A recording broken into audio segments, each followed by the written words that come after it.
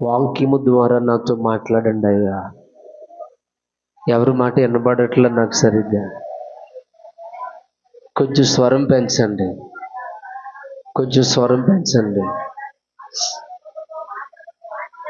హల్లెలూయా, హల్లెలూయా, హల్లెలూయా, హల్లెలూయా, హల్లెలూయా, హల్లెలూయా.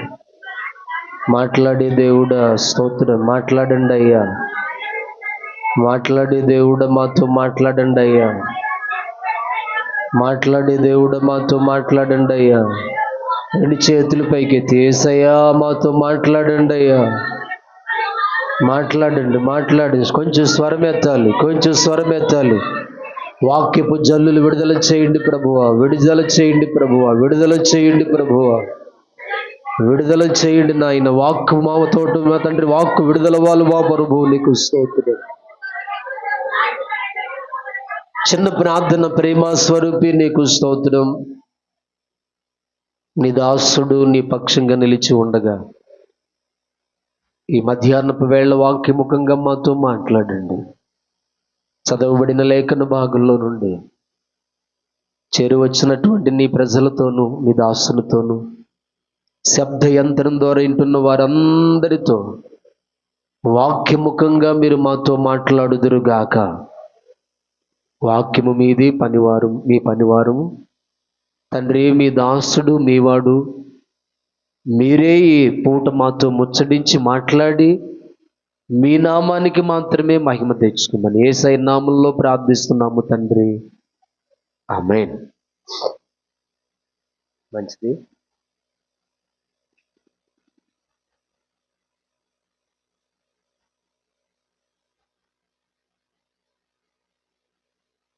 ఈ 14వ అధ్యాయంలో ఉన్నటువంటి మాటలు యోబు గారే మాట్లాడినటువంటి మాటలు ఇవి.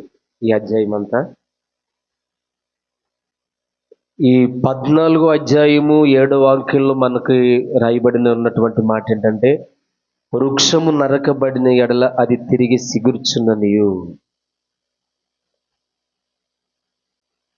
దానికి లేత కొమ్ములు వేయుననియు నమ్మకము కలదు.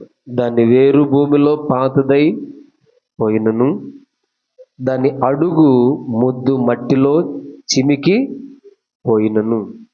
అలా పట్టుకోండి. వృక్షము నరకబడిన ఎడల అది మళ్ళా సిగిరిస్తుంది అన్నది. వృక్షము అనేది ఇక్కడ మానవ కోటికి సూచనగా కనబడతా ఉంది.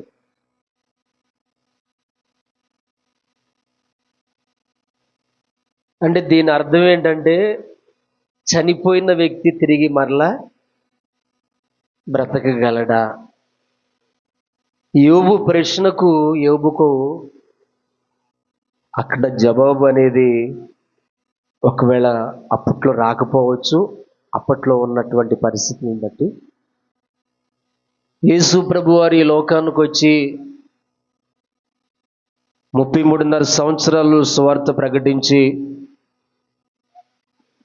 మరి ప్రధాన యాజకుల చేత రాను వారికి అప్పగించబడి, వారు చేత శ్రమ పెట్టబడి, సిలువ వేయబడి, రక్తం కార్చి, ప్రాణం పెట్టి, చనిపోయి తిరిగి సమాధి నుంచి మళ్ళీ లేచిన తర్వాత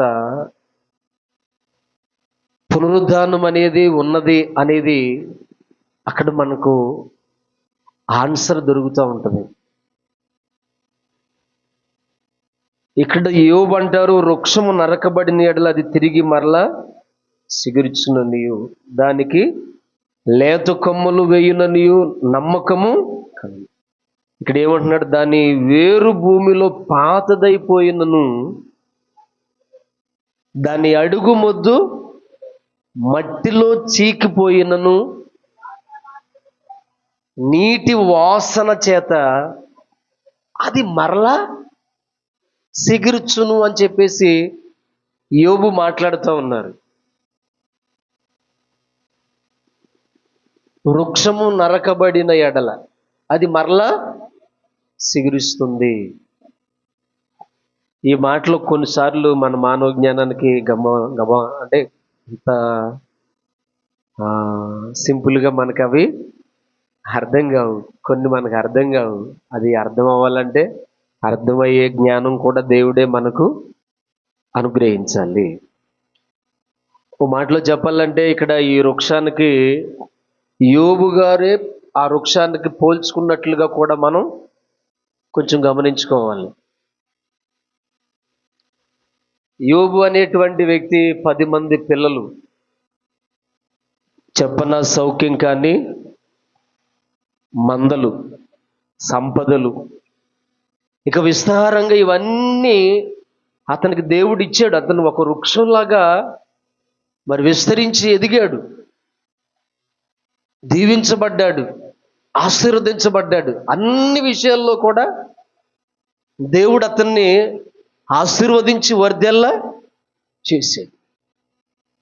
దేవదూతల సమక్షం అనేది ఒకటి ఏర్పడినప్పుడు ఆ దేవదూతల సమక్షంలోనికి దేవదూత కానివాడైనటువంటి సైతాను దూత కూడా అక్కడికి దేవుని సమక్షంలోనికి, దేవదూతల సమక్షంలోనికి వెళ్ళినప్పుడు యోబు ఆ సాతాను దూతను దేవుడు అంటారు, అపవాది నువ్వు ఎక్కడి నుండి వచ్చావు అని అడుగుతాడు. నేను భూమి మీద అటు ఇటు తిరుగుతూ వచ్చాను అని చెప్పేసి అని అంటారు. అప్పుడు యోబుని గురించి దేవుడు అపవాదితో మాట్లాడినప్పుడు, నాకు తెలియకపోతామేంటి ఏబి గురించి అని చెప్పేసి యోబు గురించి కొన్ని విషయాలు చెబుతాడు. అతడు ఎవరికే గొప్పవాడయ్యాడా, నీతిమంతుడయ్యాడా, చూడండి భాగ్యవంతుడయ్యాడా, ప్రార్థనాపరుడయ్యాడు, నువ్వు అతను దీవించడం వల్లనే కదా అతడు అంత గొప్పవాడయ్యాడు. ఇవన్నీ చెప్పినప్పుడు యోబు గురించి సాతాను నాకు ఒకసారి అవకాశం ఇమ్మని చెప్పేసి అడిగితే దేవుడు అంటాడు సరే అని చెప్పేసి దానికి అవకాశం ఇస్తాడు. ఇచ్చిన తర్వాత వాడు డైరెక్టర్గా వెళ్ళి యోబు ఇంటి మీద దాడి చేశాడు. యోబు ఇంటి మీద దాడి చేసి యోబుకున్నటువంటిది వాడు నాశనం చేసి, ఇప్పుడు ఎలా ఉందంటే యోబు పరిస్థితి, వృక్షాన్ని నరికేస్తే ఎలా ఉంటుందో ఆయన పరిస్థితి, ఆ కుటుంబం పరిస్థితి అలాగా కుప్ప కూలిపోయినట్లుగా అయిపోయింది. అందుకని ఏమన్నాడు, వృక్షం నరకబడిన ఎడల అది తిరిగి సిగురుచున్ననియు, తర్వాత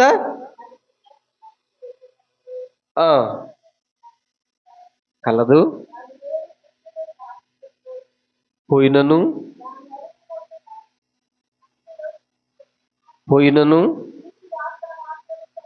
నీటి వాసన మాత్రము చేత.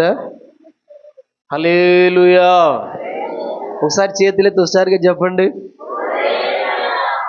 చెట్టు నరకబడింది.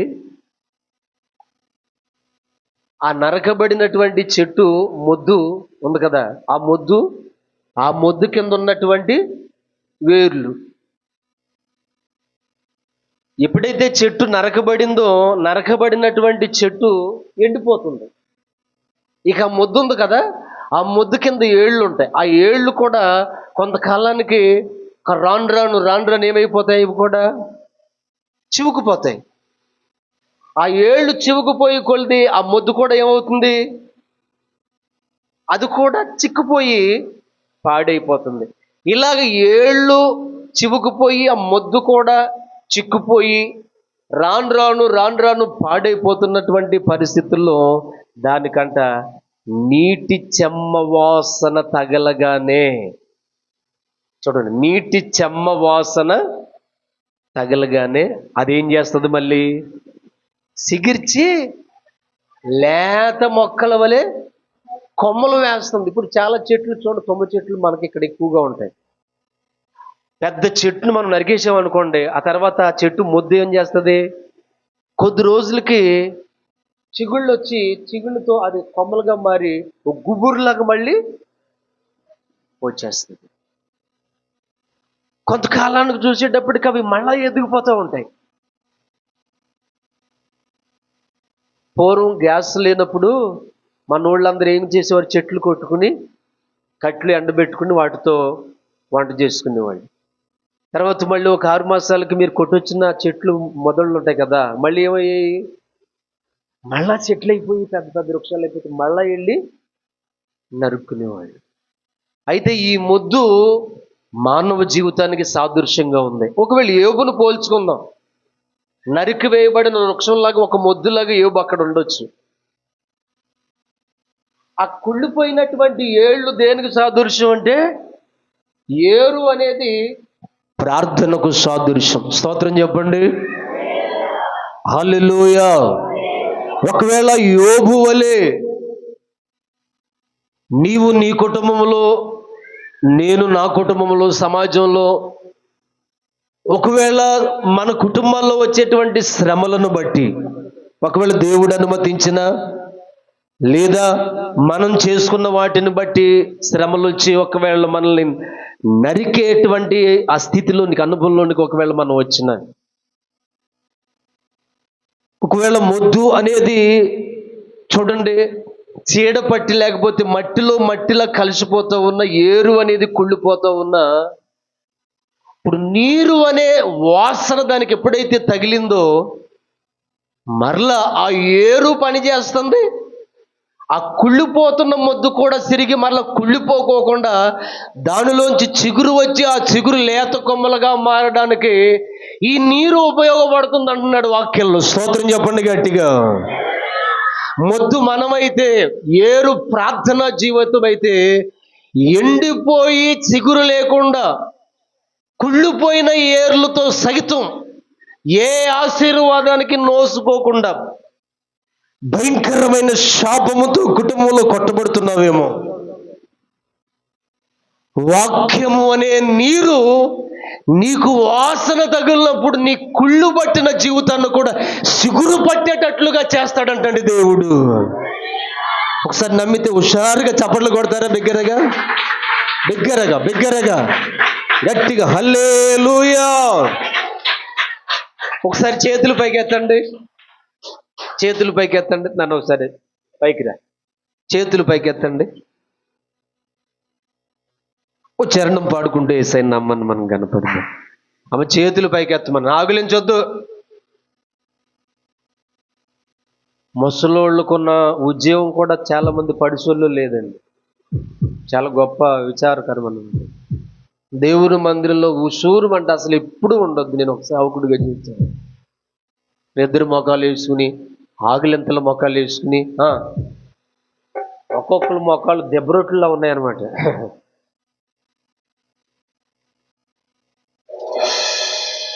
దాని బాధ పడలేకపోతున్నాను, దీని బాధ పడలేకపోతున్నాను.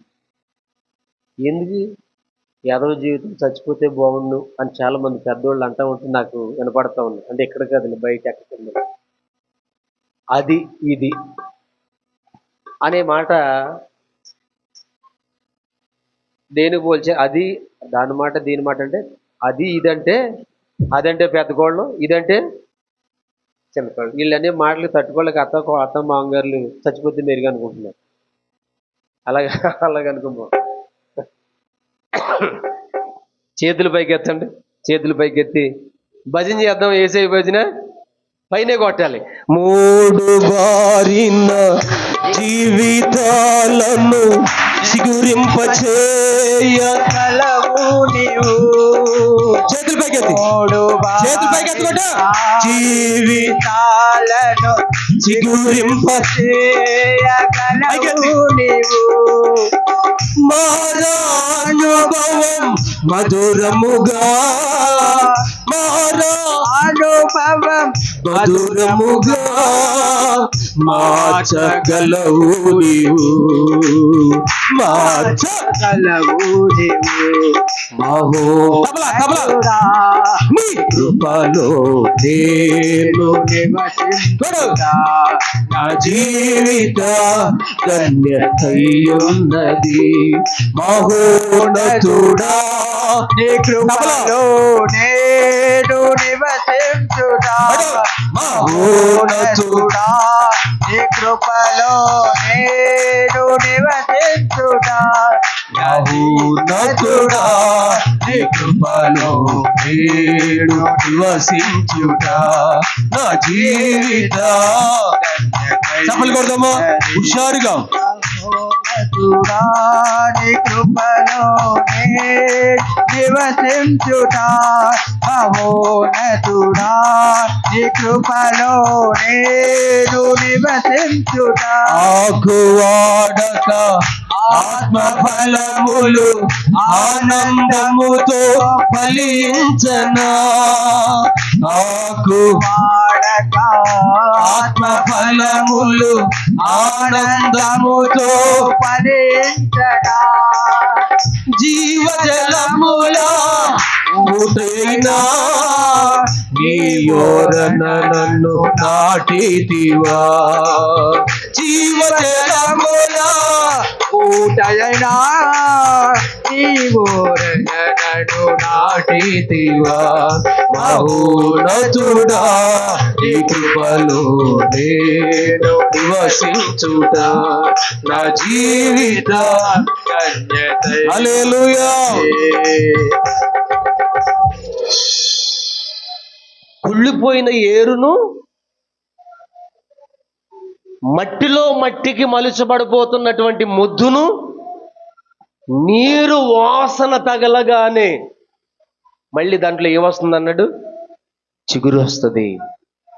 మళ్ళా ఆ చిగురు కొమ్మలుగా మారుతుంది, మళ్ళీ అది ఒక గుబురుగా ఎదుగుతుంది. ఒక భక్తుడు అంటాడు, 3 రకాల బాబు ఎలవై బాబు వెళ్ళరే మంది అనుకున్నారు ఏబు ఒక వృక్షంలాగా నరికివేయబడ్డాడు, ఇక ఆ కుటుంబాన్ని కట్టడం ఎవరి తరం కాదు అని అనుకున్నారు. ఒకవేళ ఇదే పరిస్థితుల్లో నీ కుటుంబం ఉందేమో, నీ పిల్లలు ఉన్నారేమో, ఇక నా జీవితం బాగుపడద్దా, నేను మళ్ళీ సమాజంలో తలెత్తుకుని తిరగగలుగుతానా, మళ్ళీ ఆశీర్వాదం అనేది నా కళ్ళు అసలు చూస్తాయా, నిజంగా నేను ఆరోగ్యాన్ని పొందుకోగలుగుతానా అనే అనేక ప్రశ్నలు ఈ రోజున నీ హృదయంలో తలెత్తుండొచ్చు. ఏరు అనే ప్రార్థన జీవితం నీ జీవితంలో కుళ్ళిపోవచ్చు.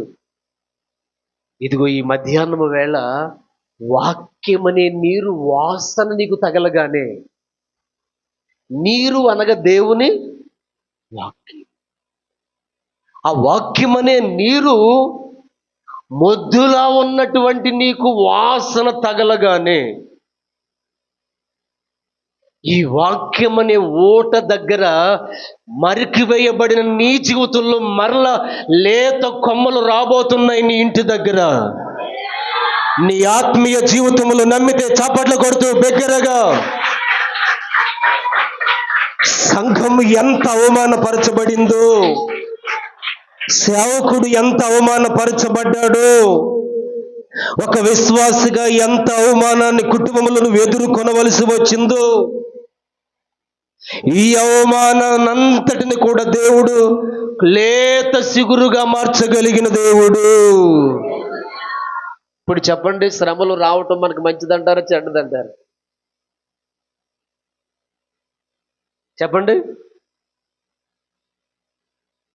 ఒక భక్తుడు అంటాడు, దేవదారు వృక్షం వలె ఎదగాలట, కమలా వృక్షం వలె మువ్వు వెయ్యాలట, అరటి చెట్టులాగా నరకబడాలంటండి. నిజమైన విశ్వాసమైతే నరకబడే అనుభవం నీకు నాకు రావాలి. అరటి చెట్టు అంట చూడండి, ఒక గెల తెగేలోపు చుట్టూ 10 పిలకలు వేస్తుందంటండి. యేసు నామములో అరటి చెట్టు పరిచర్య మన సంఘములో జరుగునుగాక. చాలా మంది అంటారు, ఒరే ఒంటిగేలతో ఒరిగిపోతావరు అని చెప్పిస్తారు కొంతమంది. ఒక పిలక తీసుకొచ్చి పాతుతాం మనం, ఆ పిలక పెద్దది గెలేస్తుంది, ఆ గెల రాకముందే చుట్టూ దానికి పిలకలు వస్తాయి. ఆ గెల వేసిన తర్వాత పండిపోయిన తర్వాత ఆ గెల మనం కోసేసుకుంటాం. కోసేసిన తర్వాత ఆ మొద్దుని ఏం చేయాలి, మనం నరికేయాలి. నరికేసిన తర్వాత ఆ మొద్దు చచ్చిపోదు, మళ్ళీ దానిలో నుండే ఇంకొక పిలక వస్తుంది. ఆ పిలక పెద్దదై మళ్ళీ గెల్లేస్తుంది. మళ్ళీ ఆ గెల పండిన తర్వాత గెలను మనం కోస్తాం, మళ్ళీ ఆ మొద్దును నరికేస్తాం. ఇంకా అది ఎప్పుడు తెచ్చేదండి? అది చేస్తుందా? చుట్టూ పిల్లకలు వస్తూ ఉంటాయి, నరికేసిన దాంట్లో మళ్ళీ పిల్లక వస్తుంది. మర్రి చెట్టులా వండుకోకూడదంట మనం. మర్రి చెట్టు అంట పెద్ద పెద్ద ఓళ్ళు దిగుతాయంట దానికి. దాని కింద ఒక చెట్టు కూడా మొలవదంట దాన్ని. ఆ మర్రి చెట్టు ఇంకొక మర్రి చెట్టుని కింద మలవకుండా ఓళ్ళే దాటిని.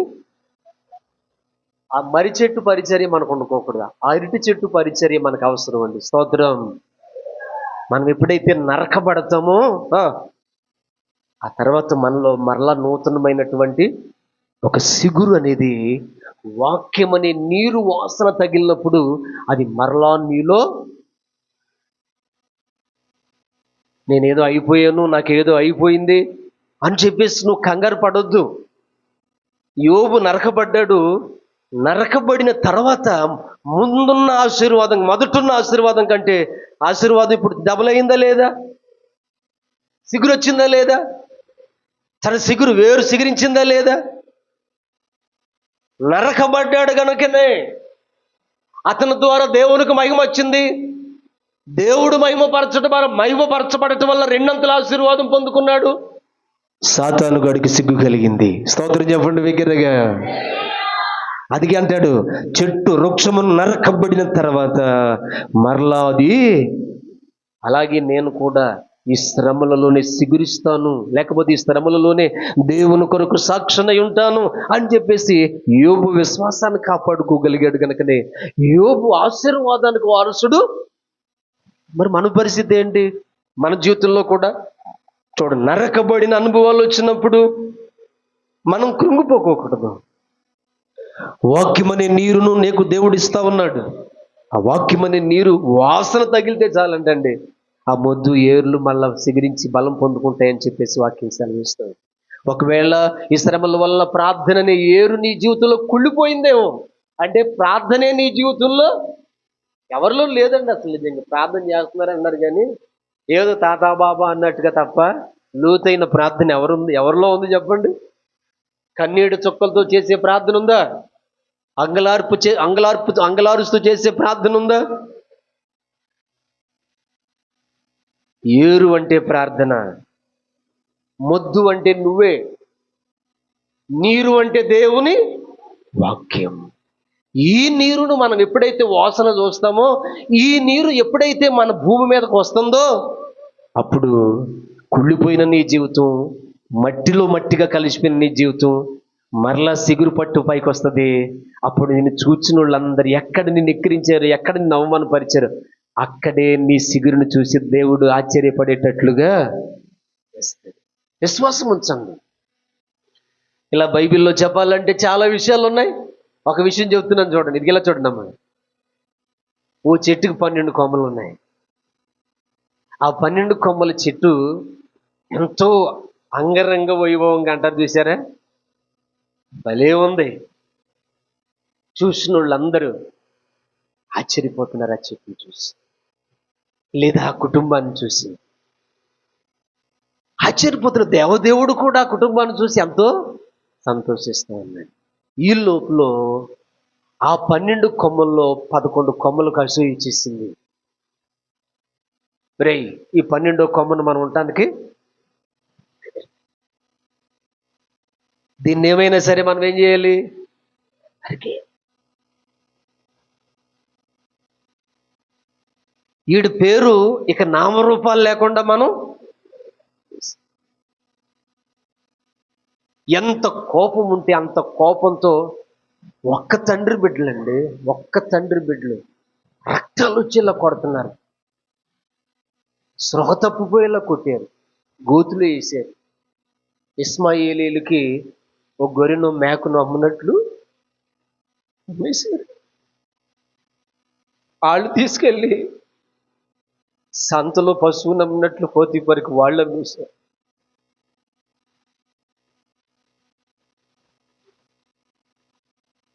తల్లిదండ్రులకు దూరమై, తోబుట్టువులకు దూరమై అనేక శ్రమలు ఆ పోతీఫరు ఇంట్లో అనుభవించారు. ఏదో కాస్త నీడ దొరికింది దేవా, నీ దయ వల్ల నా అన్నదమ్ములే నన్ను అసహించి అమ్మేసి ఈ ఇంట్లో కాస్త తలదాచుకుంటున్నానంటే ఆ ఇంటిగల్లా ఆయన మీద కన్ను వేసి ఆయన్ని పాపములోకి దించాలి, ముగ్గులోకి దించాలని చేయని రోజంటూ లేదు ప్రయత్నం. ప్రతిరోజు యవనస్తుడు, మంచి టీనేజ్ వయసులో ఉన్నాడు. ఏ రోజు కూడా ఎక్కడ కూడా అతని జీవితాన్ని ఆమె చూపినటువంటి ప్రలోభాలకు కానీ ఆశలకు కానీ ఎక్కడ కూడా లొంగిపోకోకుండా దేవుని మీద విశ్వాసం ఉంచాడు. ఇక ఆయన్ను పిలిస్తే రావట్లేదని చెప్పేసి తనతో సైనించమని చెప్పేసి పట్టుకుంటే పాపం చేస్తాడేమో నీళ్ళు బలవంతం చేసింది, కానీ ఆమె చేతుల్లో నుంచి పెళ్లగించుకుని వెళ్ళిపోయాడు.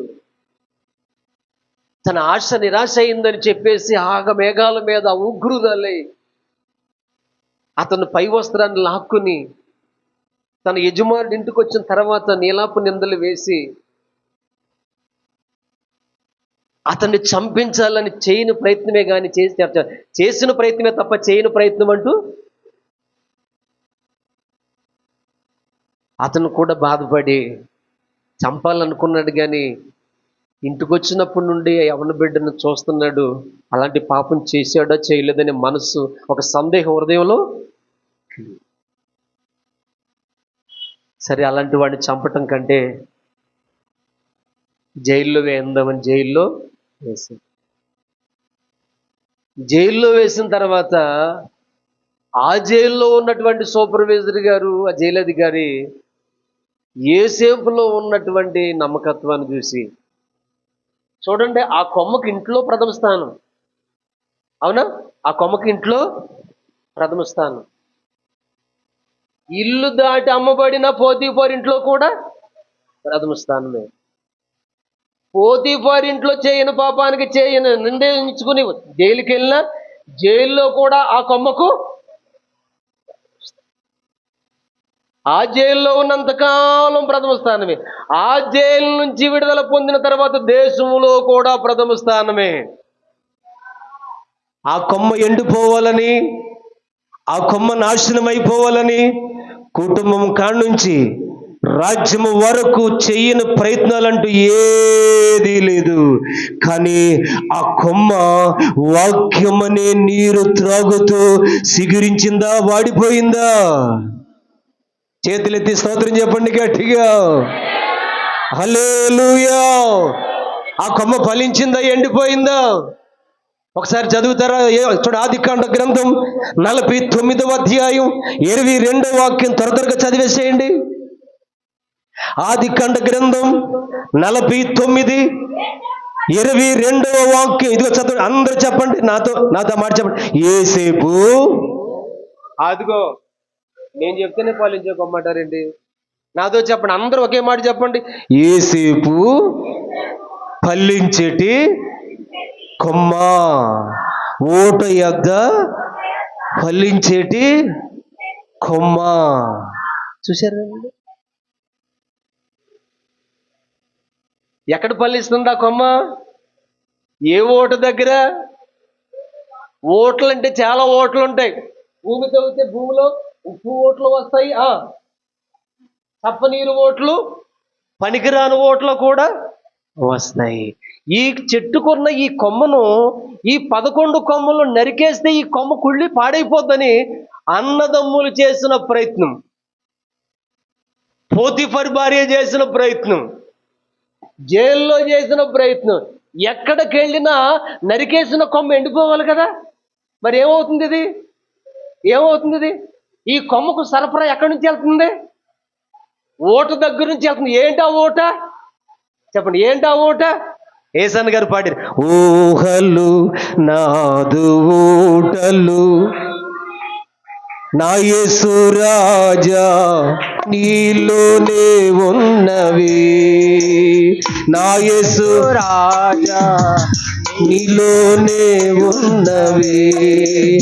ఊహ కందరే నీదు ఆశ్చర్య చప్పట్లు. క్రియలు ఊహ ఊహకందవే నీదు ఆశ్చర్య క్రియలు ఊహలు నాదు ఊటలు, ఊహలు నాదు ఊటలు. హల్లెలూయా. ఇదంటే ఓట దగ్గర ఏం చేస్తుంది? ఇప్పుడు చూడండి, నరికేసిన కొమ్మేమో ఫలించుకుంటూ ఫలించుకుంటూ ఫలించుకుంటూ దేశమంతా వ్యాపించింది. మిగతా కొమ్మలతో చెట్టుకున్న కొమ్మలన్నీ ఏమయ్యాయి? పూట గడవడానికి గతి లేక చెప్పండి ఏం చేయాలో అర్థం కాక ఐగుప్తులో ధాన్యం అమ్ముతున్నారని తెలిసి ఆ ఫలించే కొమ్మ దగ్గరికి వెళ్ళి సాష్టాంగపడి నమస్కరించాయంట. స్తోత్రం. ఏ కొమ్మ దగ్గరికి వెళ్ళి? చూసారా, మనకు వచ్చే ఆశీర్వాదం ఎంతమంది పాడి చేయాలని చూసినా నీ భక్తి, నీ విశ్వాసం, నీ ప్రార్థన జీవితం కరెక్ట్గా ఉంటే, నమ్మకంగా ఉంటే నీ ఆశీర్వాదాన్ని ఎవరు ఏసేపును పాడు చేయాలని చూసింది, పాడు చేయగలిగిందా? అన్నదమ్ములు పాడు చేయాలని చూశారు, పాడు చేయగలిగారా? ఎవరి తరం అయిందండి? ఆ కొమ్మకు ఓటగా దేవుడే నిలిచాడంట. ఆ కొమ్మకు ఓట ఎవరు తెలుసా? లేకపోతే చెట్టు నుండి ఏరైపోయిన కొమ్మ, నరికేసిన కొమ్మ ఎలా ఫలిస్తుంది? తండ్రి అంటాడు, రేయ్ నువ్వు ఫలించే కొమ్మరా, నిన్నెవడు నిన్నెవడు ఢీకొట్టలేడు, నువ్వు గొప్పవాడివి. చూడండి, ఎదుటివాడి దొడ్లోనికి వ్యాపించి ఫలిస్తావు, ఓటు దగ్గర ఫలిస్తావు అని చెప్పేసి తండ్రి చేదు కర్ర కొన మీద ఆనుకుని మంచం మీద నుండి లేచి వృద్ధాప్యములో తన గమరాల కుమారుని దీవిస్తున్నాడండి. అప్పటికే దీవించబడిపోయాడు యేసేపు. హల్లెలూయా, హల్లెలూయా. జాగ్రత్త, నరికి వేయబడిన అనుభవంలో ఒకవేళ ఉన్నానని కురుంగిపోవద్దు. అక్కడే నమ్మకంగా ఉండమని చెప్తున్నాను దేవుని సేవకునిగా. యేసేపు నరకబడిన కొమ్మలాగానే ఉన్నాడు, కానీ ఆ కొమ్మ ఎండిపోలేదు, ఆ కొమ్మ సిగురించింది. మీరు పాత నిబంధన గ్రంథంలో చూడొచ్చు, నేను చేస్తాను యాజకత్వం దేవుని మందిరంలో అని చెప్పేసి ఇశ్రాయేలు 12 గోత్రాల వారు అందరూ పోటీ పడతా ఉన్నారంటే,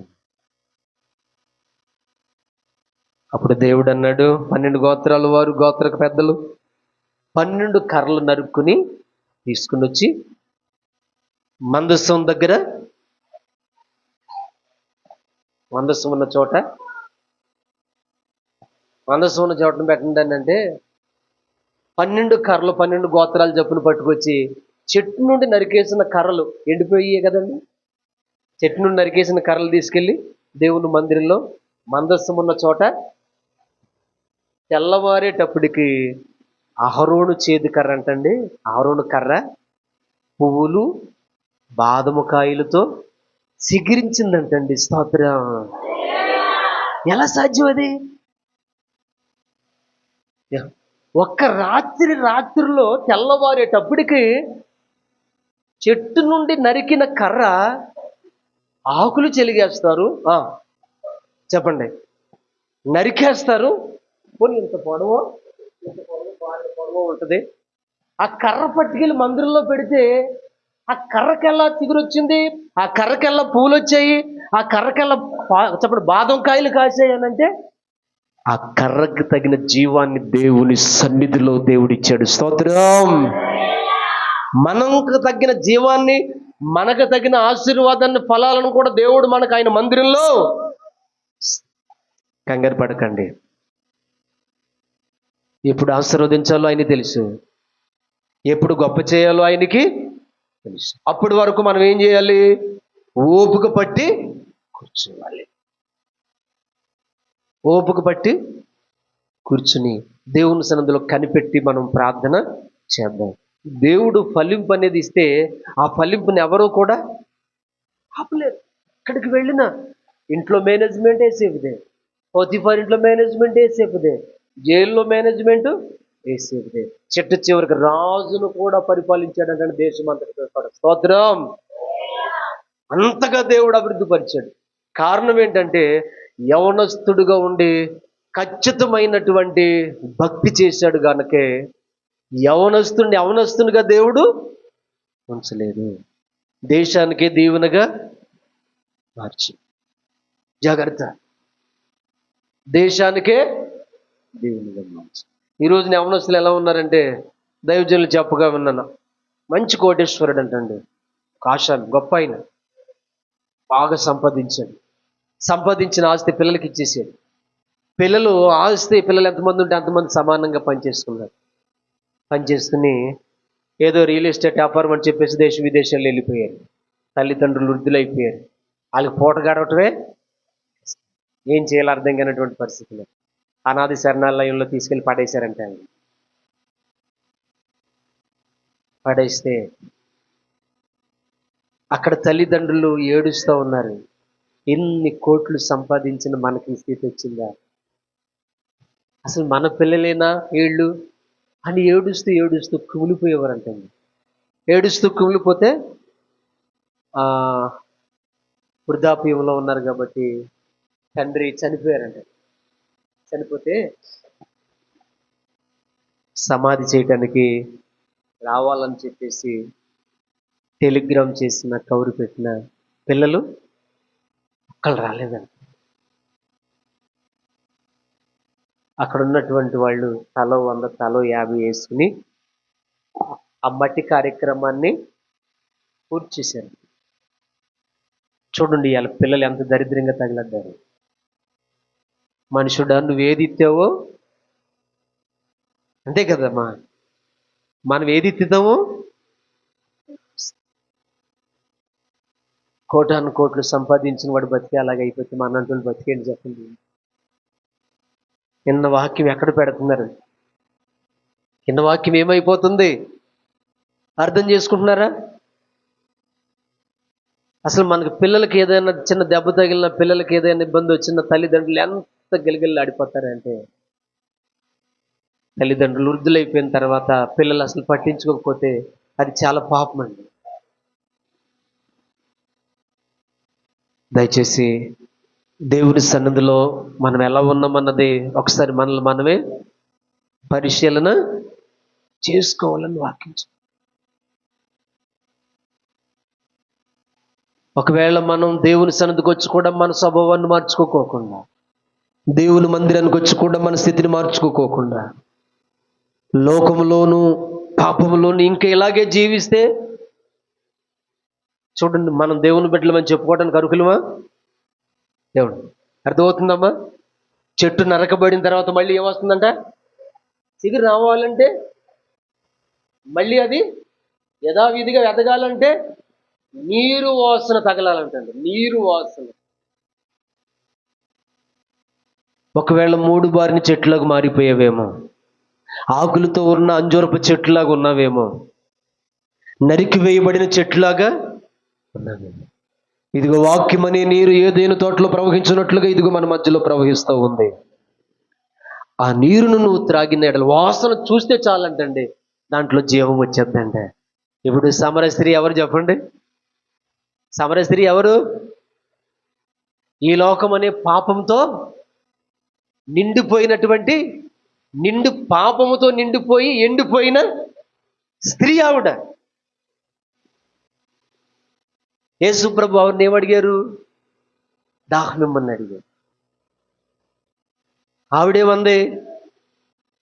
ఆవిడ? యూదులైన మీరు సమరయులమైన మమ్మల్ని నీళ్లు దాహానికి అడగొచ్చా అన్నారు. అప్పుడు ఆయన ఏమన్నారు? నిన్ను దాహమును కడుగుతున్న వారు ఎవరో నీకు అది తెలిస్తే నీవే ఆయనని దాహమునకిమ్మని. అప్పుడు ఆవిడేమంది? అయ్యా, ఈ బావి మాకు చాలా దూరంగా ఉంది, చేదుకోవడానికి రావడానికి చాలా దూరంగా ఉంది, నేను రాలేకపోతున్నాను, అయ్యా నాకు ఆ నీళ్ళు ఇవ్వండి అని అడిగింది. అప్పుడు ఆయన ఏమన్నారు? నీ భర్తను తీసుకురమ్మని అన్నారు. అప్పుడు ఆమె ఏమంది? నాకు భర్త లేరు అని అంది. అప్పుడు ఆయన ఏమన్నాడు? నీకు కాక 6వ వాడు కూడా. నిజంగా అలాంటి స్త్రీ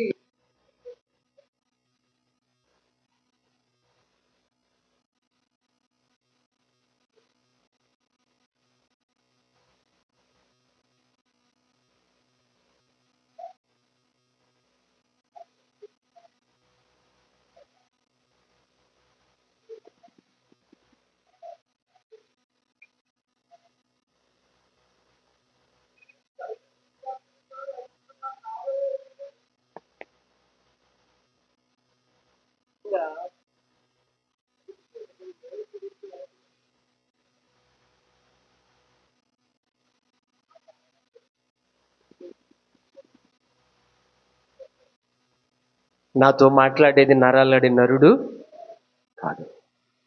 మొత్తానికి ఈయన ఏదో ప్రత్యేకంగా ఉన్నారని చెప్పేసి ఆవిడకి అర్థమైపోయింది. వెంటనే అర్థం కాగానే ఆ పాపం అనే కొండేమైంది, పగిలిపోయింది. ఇప్పుడు ఆ మొద్దులోనికి, ఆ కుళ్ళిపోయిన ఏరు లాంటి ఆమె జీవితంలోనికి చూడండి, ఆ పాడైపోయినటువంటి పతనమైపోయినటువంటి జీవితంలోనికి ఏ నీరు వెళ్ళింది? ఇప్పుడు దేవుని వాక్యం అనే నీరు ఆమె హృదయంలోనికి వెళ్ళగానే ఆమెలో ఉన్న పాపపు దాహం కట్టబడిపోయిందండి. చప్పలు కొట్టండి దగ్గరగా, గట్టిగా గట్టిగా గట్టిగా. హల్లెలూయా. ఆమెలో ఉన్న పాపపు దాహం ఆగిపోయింది. పాపపు దాహం ఎప్పుడైతే ఆగిపోయిందో పరిశుద్ధాత్మ ప్రవాహం ఆమెలో పొంగుతుంది. అప్పటి వరకు పాపం కోసం పరిగెత్తినటువంటి ఆమె ఇప్పుడు దేవుని సువార్త కోసం పరిగెడుతుంది. స్తోత్రం. అప్పటి వరకు పాపం పాపం పాపం పాపం అని చెప్పండి పరితపిస్తున్నటువంటి ఆమె ఇప్పుడు సువార్త సువార్త సువార్త సువార్త అని చెప్పేసి ఊర్లోనికి పడుకుంటాడు. చొరబడిపోయి వెళ్ళి, ఇదిగో నేను చేసిన పాపాలన్నీ నాతో చెప్పిన వాడిని శుద్ధురుగాని రండి, ఆయన మెస్సయ్య కాడంటారా అని చెప్పేసి తన పాపం స్థితిని సాక్ష్యం చెప్పింది. సాక్ష్యం చెప్పినట్టునే ఊరందరూ వచ్చేసారండి యేసయ్య దగ్గరికి. హల్లెలూయా. ఆవిడ మారటమే కాకోకుండా చెప్పండి, గ్రామాన్ని కూడా మార్చుకుంది. స్తోత్రం. చూశారు ఎలాంటి స్త్రీని ఎలా మార్చాడండి దేవుడు. అలాంటి స్త్రీని మార్చిన దేవుడు మన బతుకును మార్చలేడా? అలాంటి బ్రతుకును సిగురింప చేసిన దేవుడు, అలాంటి బ్రతుకుల్లో లేత సిగురు పుట్టించిన దేవుడు మన బ్రతుకులు సిగురింప చేయలేడా? రూత్ ఎలాంటిది? ఎస్తేరు ఎలాంటి వ్యక్తి? నిరుపేద కుటుంబంలో పుట్టి పూట గడవడానికి కూడా పరగేరుకోకపోతే ఆ రోజు పస్తులు ఉండవలసిన స్థితే కదండి. మోడు లాంటి రూతు జీవితాన్ని ఇశ్రాయేలు వంశవాళిలో ప్రథమ స్త్రీగా మార్చుకున్నాడు కదండి దేవుడు. స్తోత్రం. పరగేరకపోతే ఆ రోజు పస్తే. అవునా కాదమ్మా? నా మాటలు అర్థం అవుతున్నాయా? పరగేరకపోతే అత్తగారు పస్తే, కోడలు పస్తే ఉండాలి. ఆ రోజు గంజి నీళ్ళు కూడా ఉండవు. అలాంటి మోడుని తీసుకెళ్లి దేవుడు ఎంత గొప్పగా సిగిరి పట్టేటట్టు చేశాడండి దేవుడు. అక్కడ మన బిడ్డ పాడాడు, ఎవరైనా రాఘవగుడు వెళ్ళిపోయాడు. ఏమైనా వద్దునన్ను కూర్చో, అందరు పాడండి. అక్కడ ఆ పాట ఇప్పుడు పాపులర్ అయిపోయిందండి. ఎంత మంచి పాట. పాడదాం అందరూ పాట పాడి. ఏమైనా చేయగలవు, కథ మొత్తం మార్చగలవు, నీ నామముకే మహిమంతా తెచ్చుకుందు. ఏమైనా చేయగలవు, కథ మొత్తం మార్చగలవు, చేతులు పైకెత్తండి, నీ నామముకే మహిమంతా తెచ్చుకుందు. యేసయ్యా యేసయ్యా నీకే సాధ్యము.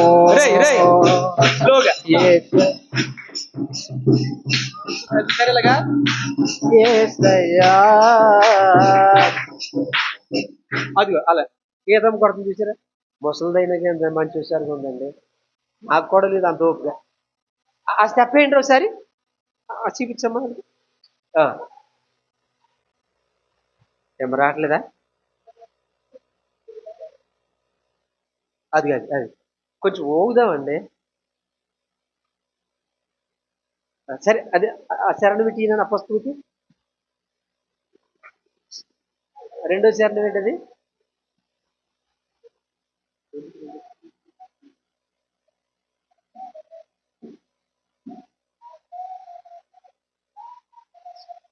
నువ్వు పుస్తకం నీ దగ్గర తీసుకుని రెండో శరణం పడు. అందరూ చప్పలు కొడదామా? మళ్ళీ ఫస్ట్ నుంచి. ఏమైనా చేయ కథ మొత్తం మార్చగలవు. అది నీ నామముకే మహిమంతా తెచ్చుకుందు. ఏమైనా చేయగలవు. ఆహా. కథ మొత్తం మార్చగలవు. కొడు నీ నామముకే మహిమంతా తెచ్చుకుందు. యేసయ్యా యేసయ్యా నీకే నీకే సాధ్యము. యేసయ్యా యేసయ్యా నీకే నీకే సాధ్యము. రెండో చరణం. నీ ఆజ్ఞ లేనిదే ఏదైనా జరుగునా. నీ కంచె దాటగా శత్రువుకు సాధ్యమా. నీ ఆజ్ఞ లేనిదే ఏదైనా జరుగునా. నీ కంచె దాటగా శత్రువుకు సాధ్యమా. మా దేవా నీవే మా తోడుంటే అంతే చాలును. అపవాది తలచిన తీడులన్నీ మేలైపోవును. మా దేవా నీవే మా తోడుంటే అంతే చాలును. అపవాది తలచిన కీడులన్నీ మేలైపోను. ఏదైనా చేయగలవు. కథ మొత్తం మార్చగలవు. నీ నీ నామముకే మహిమంతా తెచ్చుకుందు. ఏమైనా చేయగలవు. జగ మొత్తం మార్చగలవు. నీ నామముకే మహిమంతా తెచ్చుకుందు. యేసయ్యా యేసయ్యా నీకే నీకే సాధ్యము. యేసయ్యా యేసయ్యా నీకే నీకే స్తోత్రము. యేసయ్యా యేసయ్యా నీకే నీకే సాధ్యము.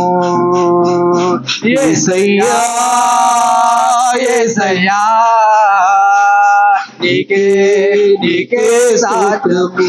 హల్లెలూయా. మన దేవుడు ఎవరో తెలుసా? ఏదైనా కథ మొత్తం మార్చగలడంటండి. ఎంత గొప్ప దేవుడు అండి. ఏబు స్థితిని మార్చాడు, ఏసేపు స్థితిని మార్చాడు.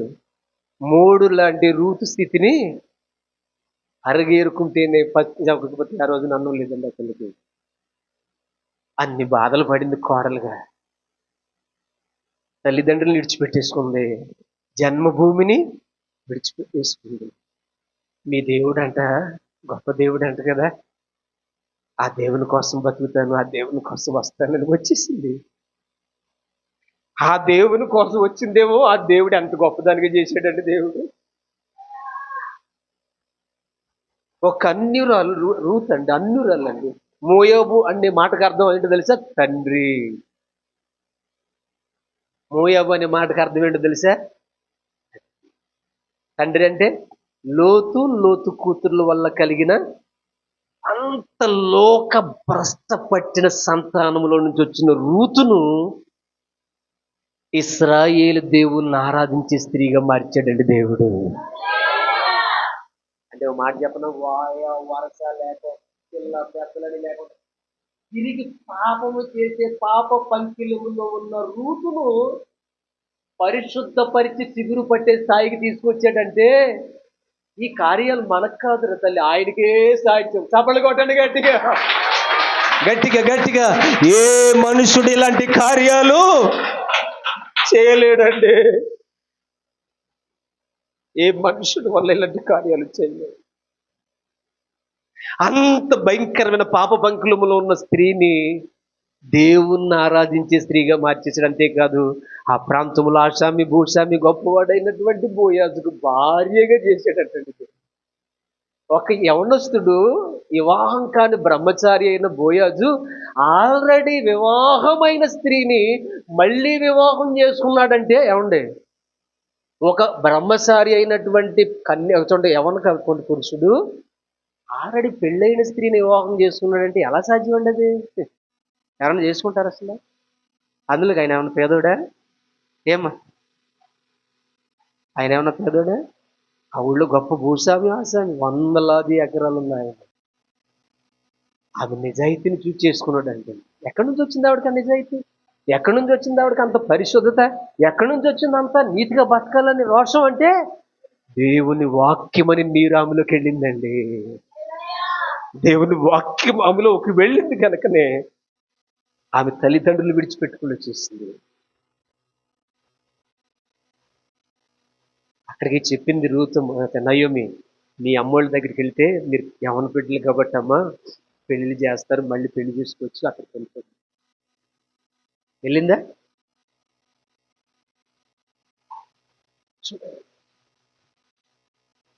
ఒక మూడు ఇశ్రాయేలు కుటుంబానికి ఆశీర్వాదంగా మారింది. ఆవిడ స్థితిని మార్చిన దేవుడు మన స్థితిని మార్చలేడా? ఏమండు? నమ్మకం నమ్మకం నమ్మకం, యథార్థత. సంఘంలో వచ్చి వెళ్ళిపోవటం కాదు, నీ బాధ్యత, నీ భక్తి ఎలా ఉంది ఒకసారి ప్రయత్నం చేసుకో. యోబు స్థితిని మార్చాడు, యేసేపు స్థితిని మార్చాడు. చెప్పండి. రూతు స్థితిని, సమరయ స్త్రీని. ఇక యేసయ్య ఒక్కసారి ఆయన చల్లని చూపు పడ్డాది అనుకోండి, చెప్పండి ఏమవుద్దప్పుడు? ఏదైనా చేయగలడు. కథ మొత్తం లేనోడిగా చేయగలడు. గర్వించేవనుకు ఉన్నాయన్నీ తీసేయగలడు, తగ్గించుకున్నావనుకు లేనివన్నీ. ఇదే సిగురు పుట్టడం అంటే, ఇదే కొమ్మలు వేయటం అంటే. బాధపడకండి. అప్పులనే ఊబిలో, కుటుంబం అనే సమస్యలనే, కుటుంబ సమస్యలు ఒకళ్ళు కుటుంబిట్లాడుతున్నారేమో. దేవుని వాక్యం అనే నీరు నీ దగ్గరికి వచ్చింది. ఆ వాక్యం వృధాగా పోదు. వాక్యం మాట్లాడుతుంది మీతో, ఆ వాక్యం వృధాగా పోదు. వాక్యాన్ని విశ్వసించండి, మరలా లేత కొమ్మలు మీకు వస్తాయి, లేత చిగురు మీకు వస్తుంది. ఒకనొక రోజు ఒకనొక సమయం వచ్చినప్పుడు, దైవజనుడా నిజంగా మీరు చెప్పిన మాటలు మాలో స్ఫూర్తి నింపాయి. ఇదిగోనయ్యా మాకు దేవుడు ఇలాగ మా జీవితంలో మేలు చేశాడు, మా స్థితిని మార్చాడు, మా కథను మార్చాడు. నిజమేనయ్యా, నేను ఇలాగ అవుద్దని నా కుటుంబాన్ని గురించి నేను ఎప్పుడు అనుకోలేదు, నా బిడ్డల గురించి ఇలా జరుగుద్దని నేను ఎప్పుడు అనుకోలేదు. కానీ ఊహించిన దానికంటే, ఆశించిన దానికంటే అత్యధికంగా దేవుడు నా జీవితంలో జరిగించాడు. ఈ రోజు నా కుటుంబం ఇంత చల్లగా, ఇంత పచ్చగా, ఇంత గొప్పగా ఉందంటే దేవుని వాక్యము చేతని నేను ఆశీర్వదించబడ్డానని సాక్ష్యం ఒకరోజు నువ్వు చెప్పుదువు గాక, నీ నోట సాక్ష్యం పలుకుదువు గాక. మోకరించండి, ప్రార్థన చేద్దాం. దేవుడి మాటలు దీవించును గాక. మోకరిస్తారా? ఒక చిన్న ప్రార్థన చేద్దామా? ఒక్క పూట పరగేరటానికి వెళ్ళకపోతే